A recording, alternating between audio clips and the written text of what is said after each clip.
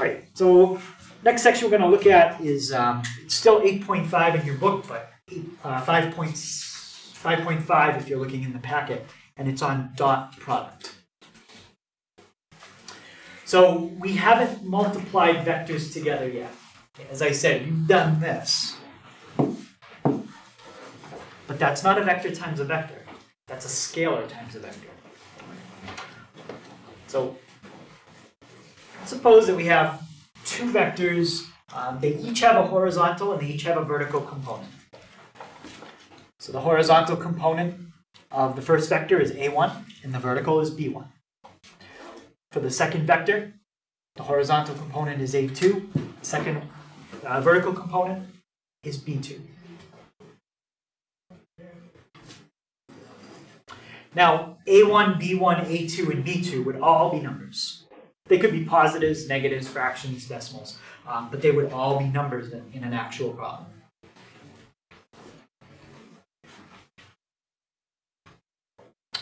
All right. So first thing I want to do is just show you what the symbol is for the dot product.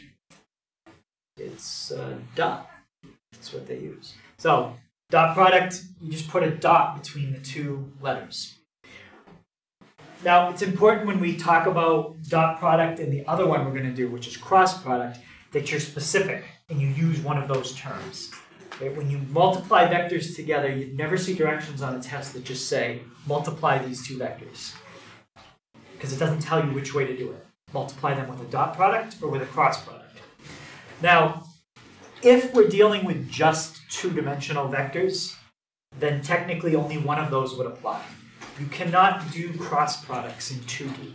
Cross products only exist in 3D. All right?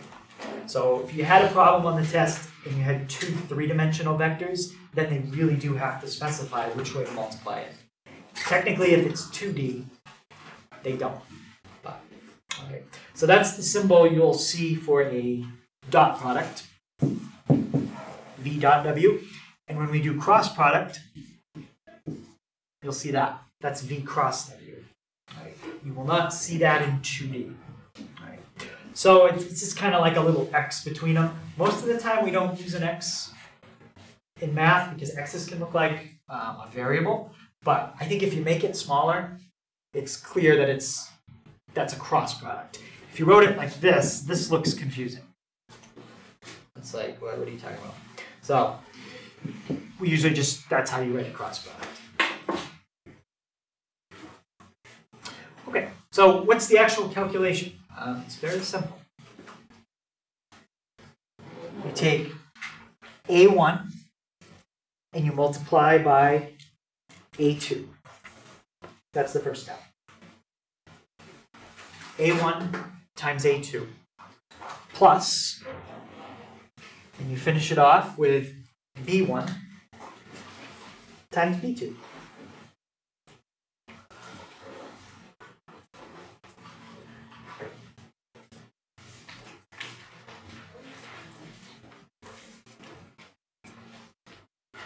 And that's it.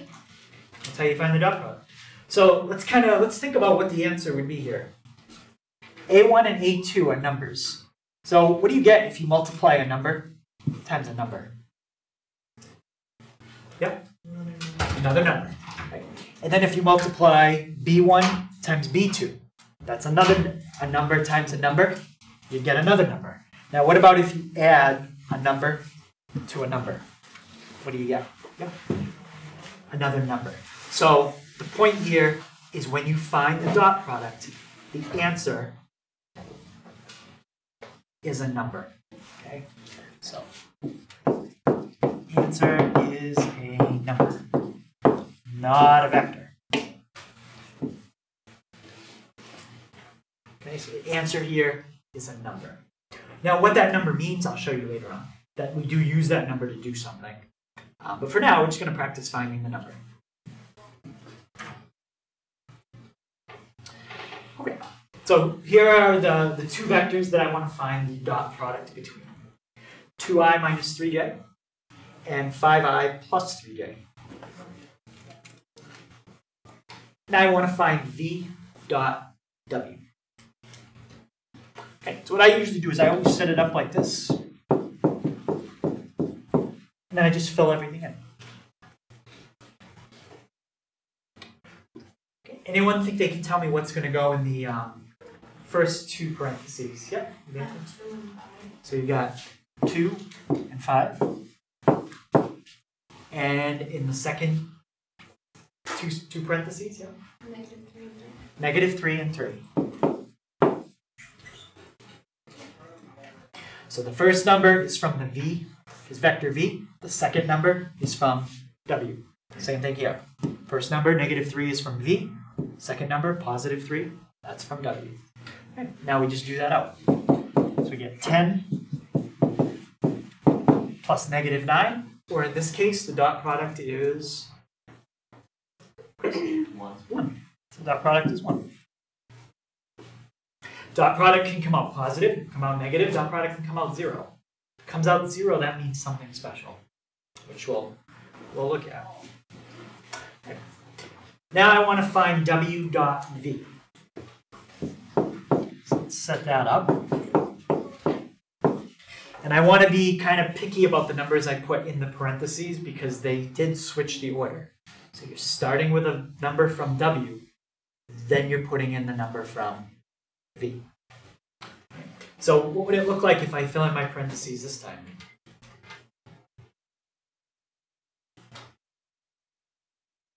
Yep, Kaya? 5, 2. 5 and 2, yep. And then 3 and -3. Right. So you're starting with a number from w and then a number from v. 5, 2, 3, -3. But if you do out the dot product there, what would you get? You get the same thing. So what does that mean about the dot product? Yeah? Reciprocals are equal. Or like if you switch it around, it's equal. And what is that called? Not reciprocal. Associative? You're close, it's the other one. Commutative, yes. So this implies that the dot product is commutative. It's not really a formal proof. We just looked at it with specific numbers. But it does always work. The dot product is always commutative. Now, when we do cross product tomorrow, we'll see if it's commutative or not. Okay. Remember, you can't assume that what you know about regular numbers always applies to vectors. But the commutative property for dot product does. Okay. Let's look at v dot v.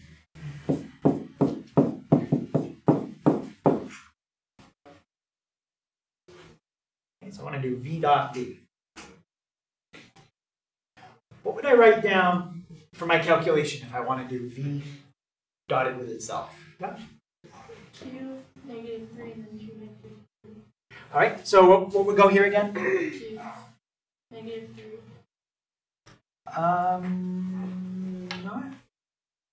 -3. If you wanted to think of it as like v1 and v2.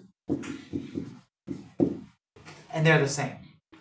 So you take the horizontal component from one times the horizontal component from the other one. Oh, so it would be 2, 2, and then -3, -3. Yes, it would be 2, 2, -3, -3. Now, what's another way of saying 2 times 2? I don't really want the answer, just another way of saying it. Yep? 2 squared. Right, it's 2 squared plus -3 squared. Does that kind of look like something we've done? It's not quite, but it's close. It's like it's missing something, yeah? It's kind of like Pythagorean theorem, but what's missing? The square root. The square root. So what you're actually finding right here is not the length of the vector. What is that? It's close to the length. Yeah? Well, it's close to the magnitude, but it's not. It's the magnitude squared. Okay? When you dot a vector with itself, it's almost like finding the magnitude, but you're missing the square root. Right? So dotting with a vector with itself gives you the magnitude squared, not the magnitude. Right? We can try that one more time, or we don't really need to. If you dot a vector with itself, like w dot w, you would do 5 squared plus 3 squared. 25 plus 9, and you would get 34. Now the magnitude of that is the square root of 34, but you're not taking the square root. All right?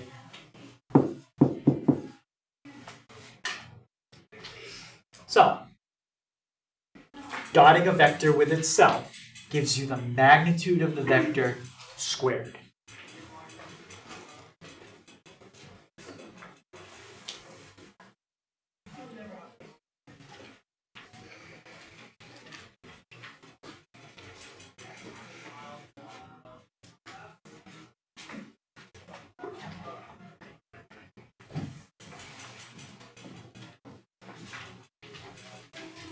Okay, any questions on that?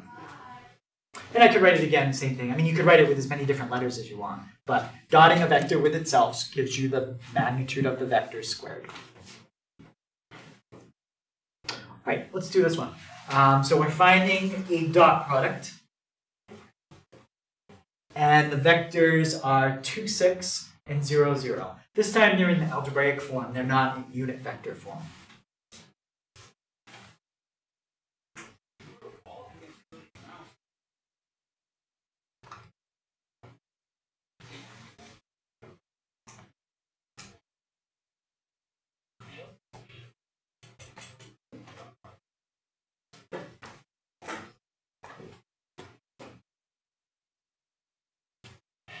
Okay, what would I get when I do out this dot product? Yep. 0. Yeah, and is the answer a number or a vector? Number? Supposed to be a number?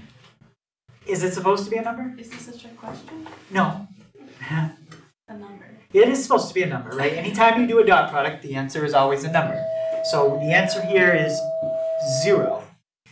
Compared to if you did something like this, if you took a vector and scaled it by 0, the answer there is that. Right? So when you do a scalar product, the answer is a vector. We did that a couple days ago. When you do a dot product, the answer is always a number. So the answer here is the number 0, not the vector 0. Okay, and if you wanted to actually look at what the calculation is, it's 2 times 0 plus 6 times 0. A number times a number plus a number times a number. The answer is a number. Questions on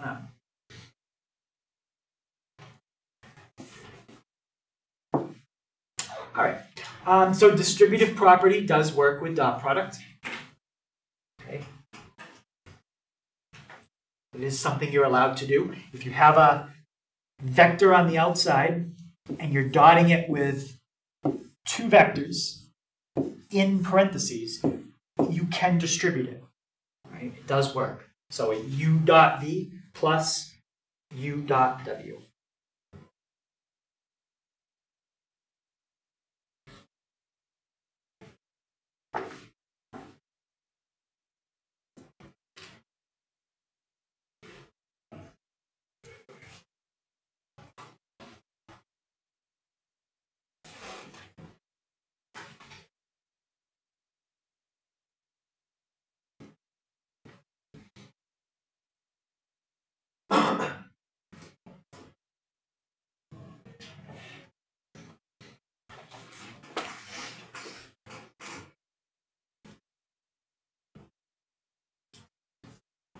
Okay, any questions on that?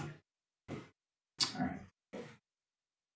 So, next thing I'm going to look at is how we can find the angle between 2 vectors.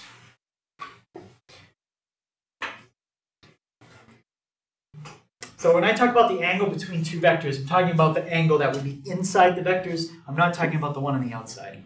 Okay, we're talking about the angle that would be less than 180. All right. Now, technically, I could find that angle. I should be able to find it with stuff we already know. I'm not even having to learn anything new. Didn't have a guess what I could do to that shape I have here to kind of change it a little bit, and then there's a formula we know. Yeah?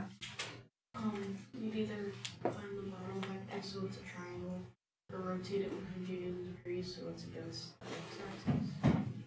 Okay, so you could rotate it to line things up, and that might make it a little easier to do certain things. But the important thing that Robin said is make it a triangle. Okay, which I'm going to do this a little differently. So I would just watch this for a second, and that would work fine. I could find the length of all those sides. Right? I could find the coordinate of this point. I could find this coordinate, and I can find that coordinate. Well, I could do the distance formula 3 times, or basically Pythagorean theorem 3 times, and find out how long is this side, and this side. Then I would have a side, side, side triangle. And there was a law we studied that you could find any angle you wanted in a side, side, side triangle. Does anyone remember what law that was? Law of cosines. So you could do this problem using distance formula 3 times and then law of cosines. It'd take a while, but you could do it that way. All right, so what I want to do is see if we can find a faster way to do it. It's still going to be based on law of cosines, but it's going to be a little simpler. All right. I want to draw in this third side. Oh, it's a little crooked. Right. Draw that in. But I want to know how I could represent it. That vector in green, okay? If you actually think of it like this, it is a combination of u and v somehow. Does anybody see how you could get that vector in green? By combining the 2 vectors in red somehow. Yeah? Negative v plus u. Okay, let's try it. So let's make a copy of that. So there's u. And Allison said a negative copy of v. So what I'm going to do is I'm going to flip that around. I'm going to flip it left, right. I'm going to flip it up, down. Now I have a negative copy of v. And I'm going to add that to u. So here's u. Here's the negative copy of v, and let's see if that vector in green would fit. Yep. And you'd start from where there's no arrowhead, and you'd finish where there's an arrowhead. My arrowhead just came detached from the vector. So that's exactly what that third side is. It's u minus v. So let's write that. It's u minus v. Okay, now what I want to do is I want to set up law of cosines using what I have here. Remember, law of cosines involves lengths. So when we deal with this side, what do we call it when we're dealing with the length of a vector?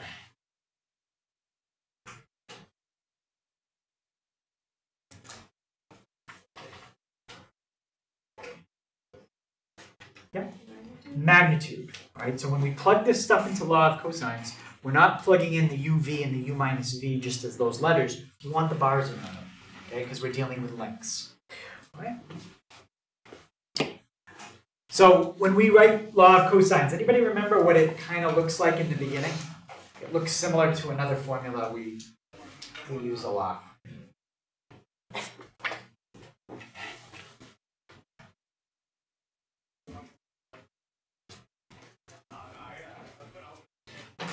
How does law of cosines, how does it start?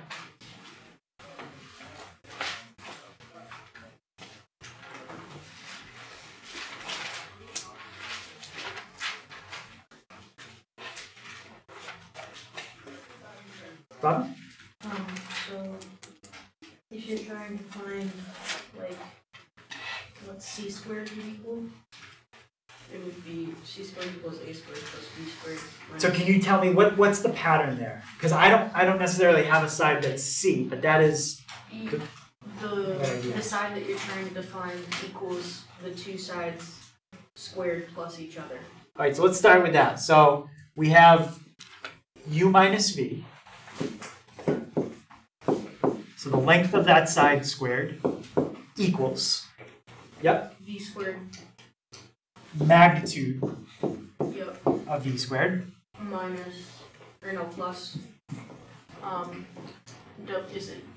Is it u or v? It's u. U squared Magnitude of u squared, yep. minus Now we've got the minus. 2 times u 2 times, uv close. Because u and v are vectors, but all we want to multiply is their magnitudes. So 2 magnitude of u, magnitude of v.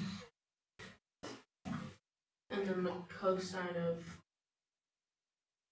the angle that we're trying to And find. the cosine of the angle. So cosine theta.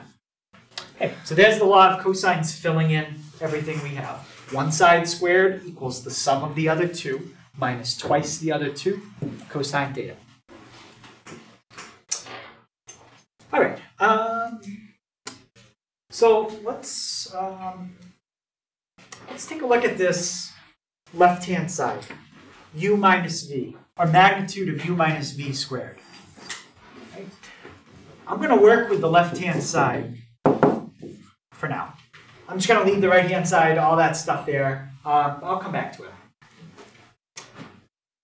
What's another way to write the magnitude of a vector squared? We did this earlier, yeah? When you dot it with itself, right?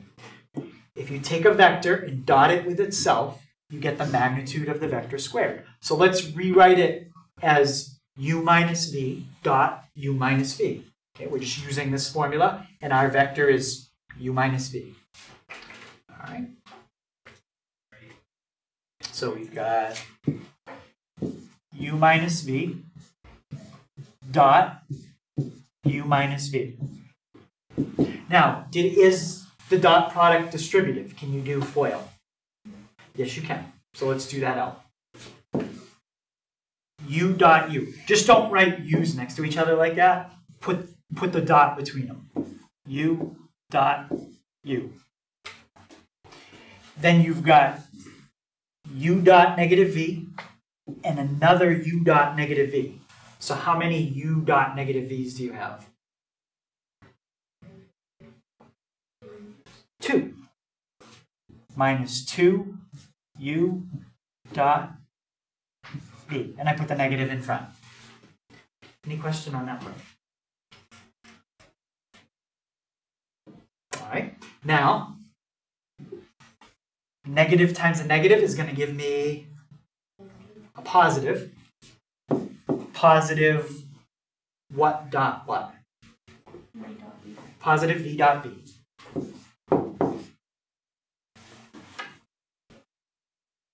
Okay. Any questions on that? Okay so far? Okay. Now, I want to do one more thing to that. U dot u. I want to shorten that up. U dot u really means what? Using that formula. If you dot a vector with itself, what do you get? The magnitude squared. The magnitude of u squared. The 2u dot v, I can't really do anything with that. 2u dot v. Plus, what about v dot v? Magnitude of v squared. It's the magnitude of v squared. Now, all of this that we just kind of manipulated, what side of the equation is that? Yeah? Right side. Oh wait, no, that's the Left-hand side. Okay? We didn't even look at the right-hand side. Well, this is the left-hand side. I'm not going to circle it because that'll just look confusing, but all that stuff after the equal sign is the right-hand side. Now, basically do this. Put it back the way it was. Put the left-hand side equal to the right-hand side, but don't put what you had on the left originally. Put what we just changed it to by doing the distributive property, and watch what happens. So on the left-hand side, you've got magnitude of u squared minus 2u dot v plus magnitude of v squared. Now copy down the right-hand side. Magnitude of v squared. You might see some things that are going to cancel. Plus magnitude of u squared.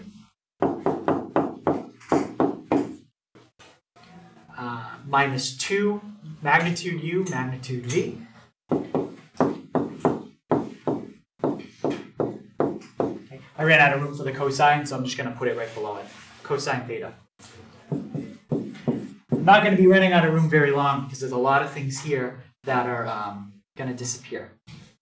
Is there anything that appears on both the left and the right-hand side? And if it does, I could subtract it and it would be gone. Yeah? The magnitude of u squared. Magnitude of u squared minus magnitude of u squared. Gone. Anything else? Yeah? The magnitude of v squared. Magnitude of e squared, magnitude of e squared. So I got rid of more than half the equation I just had there. Okay. Actually, there's something else I could cancel out. If you don't see it, I'll just rewrite it, and then you'll probably see it. But yeah? The negative 2. You can divide each side by negative 2, and that's actually gone as well. There's not much left. Very little left. You have u dot v. That's the only thing on the left, equals magnitude of u, magnitude of v, times the cosine of theta. And the way they usually write this formula, that's fine, but they usually put cosine by itself. So how would you move this to the other side? Chris? Divide by the magnitude of u and v. Yeah. Divide each side by the magnitude of u, magnitude of v. Magnitude of u, magnitude of v. That's all gone.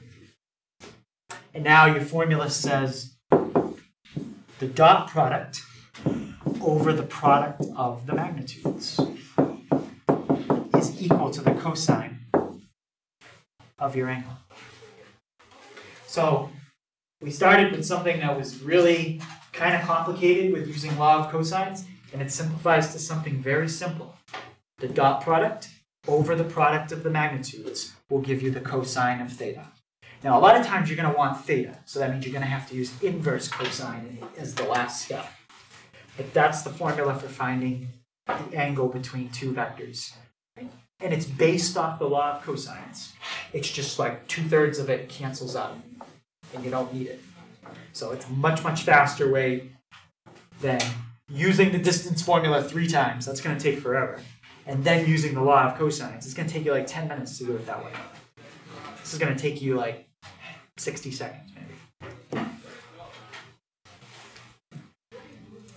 Okay? So you already wrote that. It's the same thing again. So to find the angle between two vectors, it's the dot product over the product of the magnitudes.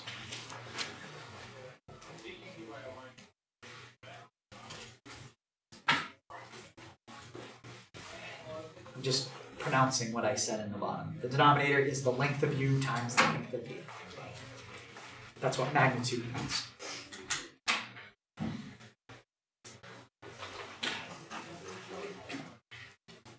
Okay, so let's see if we can find the angle between these two vectors. There's 3 things you have to find. Find the dot product, the magnitude of u, and the magnitude of v. Okay, that's what we need to find.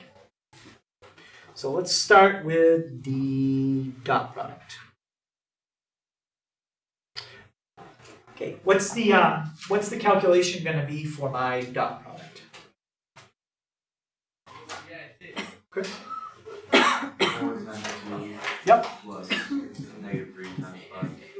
So he said 4 times 2, 8. Negative 3 times 5 is negative 15. So that gives me a dot product of Negative 7. negative 7. So we got that. Next thing I need, the magnitude of each vector. So magnitude of u and the magnitude of v. Okay. How am I going to get the magnitude of u? What squared plus what squared? Yeah. 4 squared plus negative 3 squared. So 4 squared plus negative 3 squared. That's going to give me a magnitude of 5. Magnitude doesn't always come out nice. It's not a big deal if it doesn't. Doesn't matter. Yep. This is a stupid question. I'm confused on the U times V part. U dot V? Yep. So 4 times 2 Yep. plus negative 3 times 5. Okay. So 4 times 2 gives me 8. Negative 3 times 5 gives me negative 15. Does that make sense? Okay. Now magnitude of V. Magnitude of V is going to be the square root of what? 29. 4 and 25. Now, if you got an answer that could be reduced, it's not important that you reduce it because that's not the final answer. You're just using that to plug into this formula. And you're just going to round the answer off anyway. So don't worry about reducing square roots with this stuff.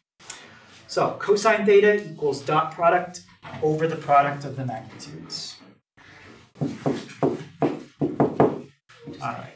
Dot product is negative 7 over the product of the magnitudes. 5 square root 29.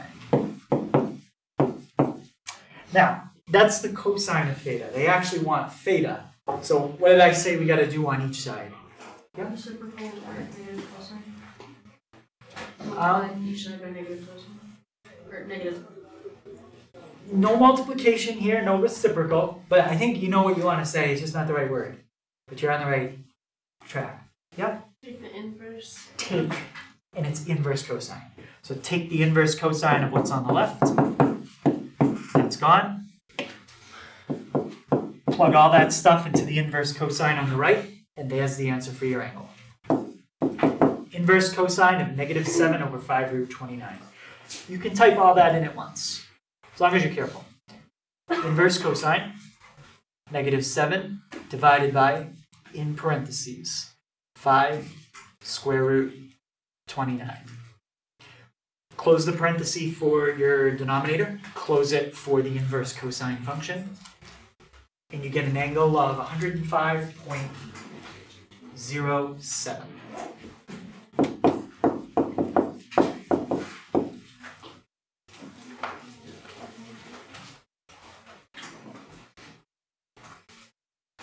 And that's the angle between the two vectors. So I think it's a pretty easy formula to use once you have it. Coming up with the formula could be a little tricky if you've never done that, but once you have it, it's pretty easy. Questions on that one? All right, so there's really two special cases that can happen when we're finding angles. One of them is when the vectors come out perpendicular.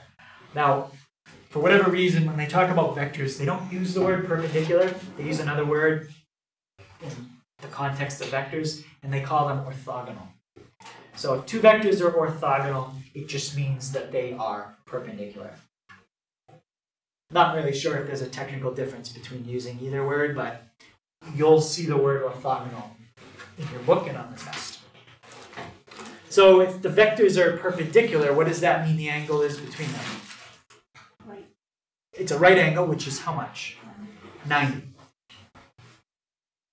So let's see if we can figure out a shortcut for just determining if vectors are perpendicular, like a yes or no question. If they're not perpendicular, we're not going to worry about it. We just want to know, are they perpendicular, yes or no?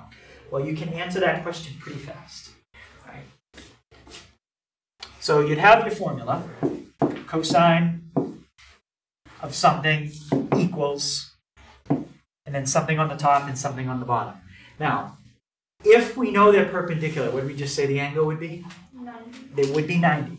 So I'm going to start with that fact. Let's say we already know what the angle is. Okay? If it's perpendicular, they'd be 90. You would have something in the top, and you would have something in the bottom there. It doesn't really matter what's there. You'll see why in a second. Let's take the cosine of 90. Does anyone remember what that comes out to? It comes out to 0. Cosine of 90 is 0. So if you have two vectors that are perpendicular, this fraction on the right-hand side, this is the fraction I'm talking about right here, that fraction will come out to 0. Now, what's the only way that a fraction can come out to 0? 0. If 0 is in the top. So that has to be 0. What's in the top of this fraction? What's the calculation you do? Q times U dot V. U dot V. If the dot product comes out to 0, that makes the whole fraction 0, which means you must have had an angle of 90. So that's the shortcut to figure out if two vectors are perpendicular.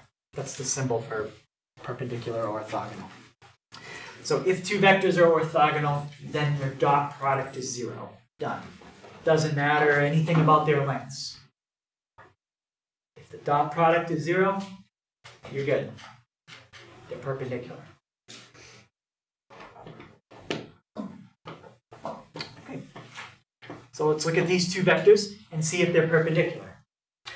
The question doesn't say if they're not perpendicular, find the angle. It just says, are they perpendicular? Yes or no? So all you have to do is find the dot product. And does it technically matter if you do v dot w or w dot v? No, it's commutative, so you could do it either way. So what would the dot product be here?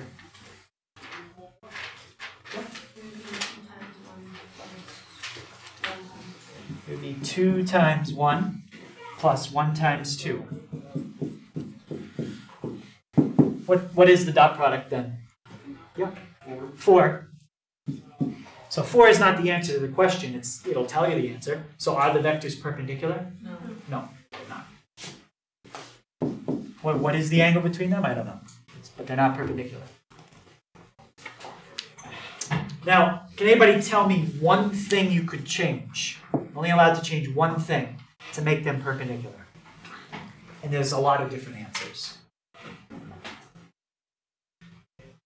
What one thing could you change in V or W? Yeah? Not have an I.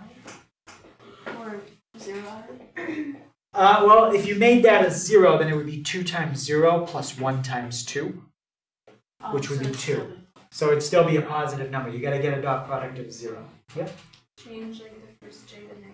Yeah, change anything to a negative. Just one thing. Make the first J a negative, then you have negative 1 times 2, that's negative 2. 2 times 1 is positive 2.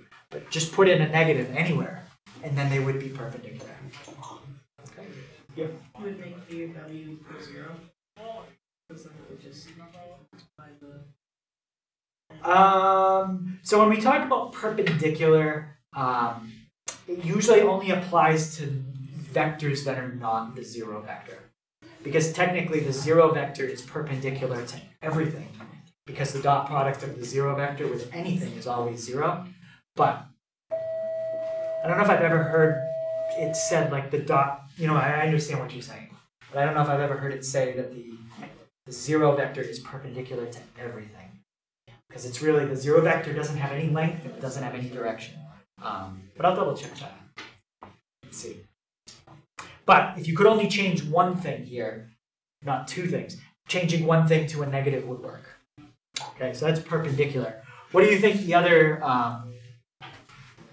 special cases for an angle between vectors, besides orthogonal? Yeah? Parallel. Parallel.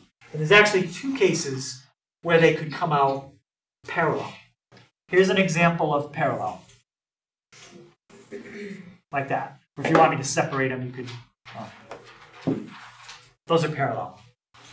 When it's on top of each other, it's actually more accurate. What would be the angle between these two vectors if they were just like that? One's longer than the other, but that doesn't matter at all. 0. 0. So if your angle is 0, or those two vectors will never cross. So they're also parallel. Again, one's longer than the other, but that's fine. What would be the angle there? 180. 180. Yep. So let's do the same trick we did with 90 and see if we can come up with a shortcut. So cosine of something equals something over something, and cosine of something, something over something. So the first case you could have, the angle is 0. The second case is 180. think of your graph of cosine. What's the cosine of 0? 1. So we should be able to figure out what's happening there. A fraction equal to 1. When does that happen? Yeah? When it's itself over itself. Yeah, when the top and the bottom are the same. But notice when the top and the bottom are the same, which requires you to know the top and know the bottom. So you still have to know them both. All right, so it's not as much of a shortcut with this case as it was with perpendicular or orthogonal. All right. How about the cosine of 180? Yeah? Negative 1. So when would a fraction come out to negative 1? If you're dividing two numbers that are what?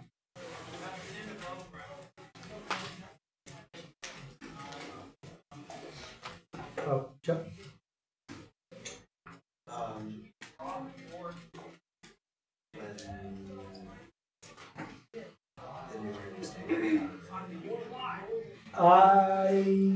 Well, how about negative 3 over 5? Would that come out to negative 1? No, so it fits your condition that the numerator is negative, but it doesn't come out to negative 1. Anybody be more specific about what kind of fractions come out to negative 1? I mean, if you know what kind of fractions come out to positive 1, it's pretty much kind of the same, very similar, yeah. Yeah, when you divide opposites. So 5 over negative 5, 7 over negative 7, something like that. You'll never get a negative number in the bottom, because remember, the bottom's a product of two lengths. Lengths are always positive. So the idea here is really the top has to be negative, right? And the opposite of the bottom. So if the top comes out positive, I guess you could stop right there and say they won't ever be parallel. Because if the top comes out positive, well, actually, no, that could be the first case. So now, if the top comes out positive, the angle between them could be 0. But if the top comes out positive, I guarantee the angle between them will never be 180. That can't happen. Right? So you still need to check the top and the bottom. So two vectors are parallel if the angle between them is 0 or 180. Not quite as nice of a shortcut as last time.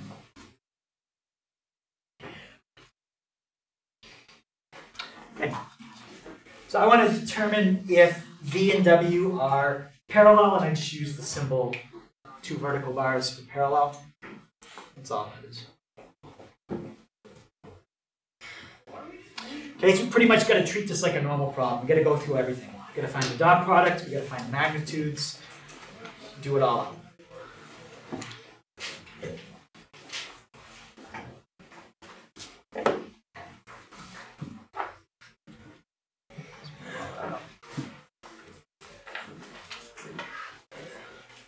Okay, let's start with the dot product. Emily, what's going to be the first two numbers I multiply to get the dot product? Yep, and what do you get when you do that? 80 plus, Justin, the next two numbers I'll multiply? 25 or negative 25 and negative 5. So you get negative 5 and negative 25, and multiply those, and you get positive 125. Add those up, and you get 205. So at this point, we could answer the question if they're orthogonal. Are they orthogonal? No. So if you got a dot product of 0 right there, then you could say they're orthogonal. And then the answer to this question would, are they parallel? No. Not if they're perpendicular. But we don't have enough information to tell if they're parallel yet. Okay. Magnitude of V. Okay. That's going to be the square root of 16 plus 25, yeah, which is 41. And the other one is the square root of, these are a little bigger, so let's do them separate. What's 20 squared? 400. and 25 times 25? 625, yep. 625. So that's the square root of 1,025. Okay, so let's set up the fraction. Remember, all we're looking for is for the fraction to come out 1 or negative 1. So dot product in the top, 205. Product of the magnitudes in the bottom. Square root 41, square root 1,025. Okay, let's type in the bottom and see what we get. Square root of 41 times square root 1,025 gives me 205 in the bottom. So when you divide those two fractions, or when you divide those two numbers, the fraction comes out to 1. So what does that mean? It is perpendicular. Parallel. Parallel. What case? Is it the case where there's an angle of 0 between them? Or an angle of 180? 0. Yeah, this is the case where the angle would be 0, because it came out to positive. Okay, so just write, yes, they are parallel. Okay, any question on that one?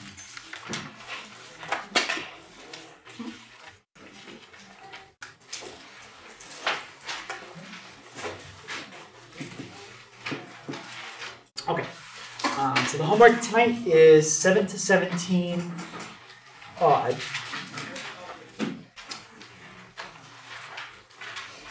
And you know what that's, so it's 7 to 17 odd.